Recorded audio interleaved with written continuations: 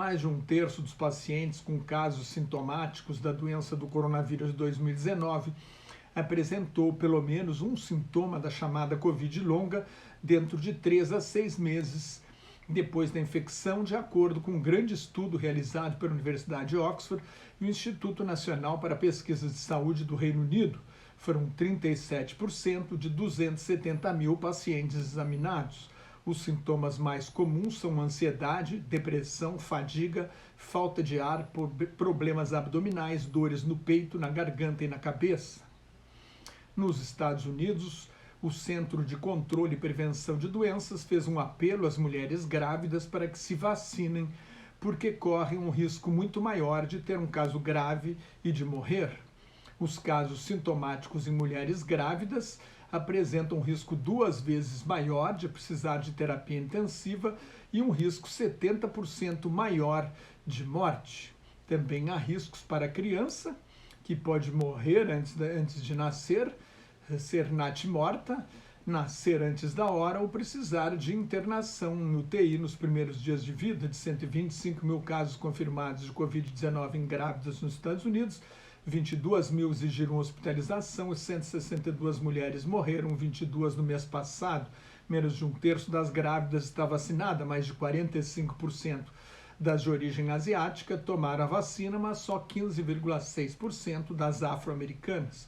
Novos dados sobre a efetividade da mistura de diferentes vacinas devem ser anunciados nas próximas semanas, informou a Força-Tarefa da Casa Branca para a Covid-19. Departamento de Educação do Estado da Carolina do Sul anunciou que as escolas têm autoridade para decidir se o uso de máscaras deve ser obrigatório, objeto de uma guerra cultural nos Estados Unidos. A NBA, a Associação Nacional de Basquete dos Estados Unidos, decidiu que jogadores que perderem jogos por não estarem vacinados nas cidades que exigem certificado de vacina vão perder o pagamento relativo ao jogo. Mais de 90% dos jogadores da NBA estão vacinados, um grupo pequeno, mas estridente, não quer se vacinar. Só residentes na China continental poderão assistir aos Jogos da Olimpíada de Inverno de 2022, a ser realizada em Beijing, a capital chinesa, a partir de 4 de fevereiro. Os atletas que não estiverem plenamente vacinados terão de fazer 21 dias de quarentena. O YouTube anunciou que vai retirar da rede todo o conteúdo anti-vacinas, inclusive alegações falsas de que as vacinas são perigosas, que podem causar doenças crônicas, que não reduzem a transmissão e que não impedem de pegar a doença. O anúncio foi feito pelo YouTube, que é uma empresa pertence ao Google. Várias autoridades e cientistas criticam as redes sociais por permitir a divulgação de informações falsas. Em julho, o presidente Joe Biden acusou o Facebook de estar matando pessoas. Desde o ano passado, o YouTube removeu 130 mil vídeos por violarem a política da empresa para a Covid-19.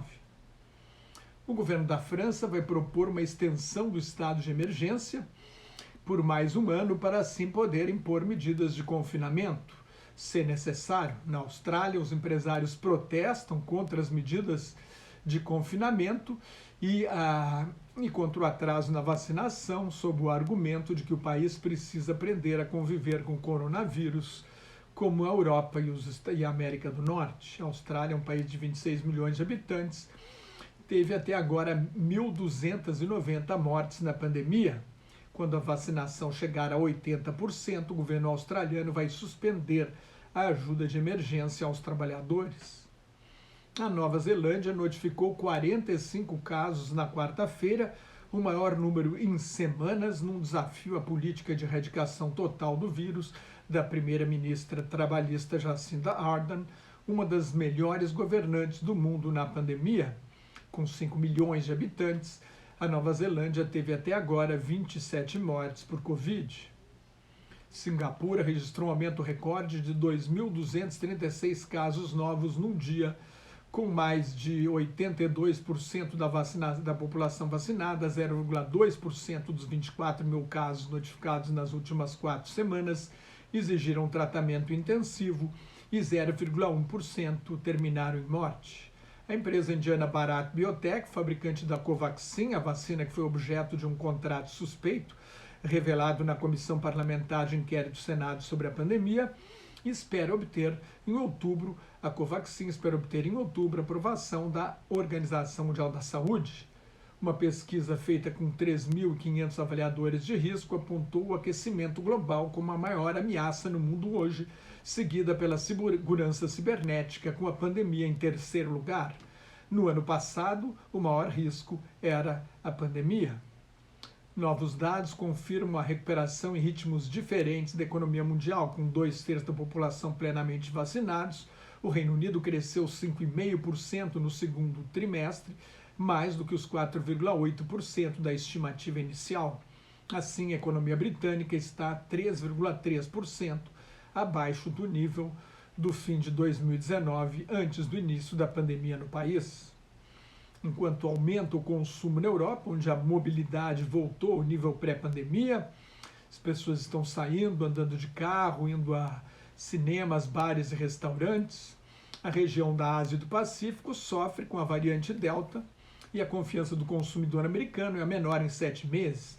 Mesmo assim, a Europa deve crescer 2,3% neste ano, prevê o banco japonês Nomura, menos do que os Estados Unidos, China e do que o resto da Ásia emergente, que deve crescer 2,5%, 2 pontos a menos do que na previsão anterior.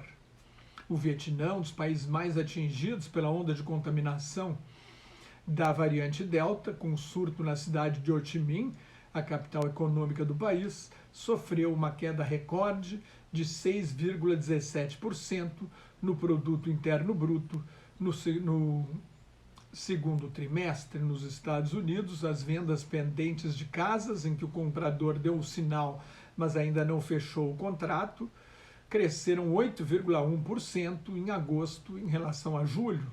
Estão no maior nível desde janeiro, revelou a Associação Nacional das Empresas do Mercado Imobiliário.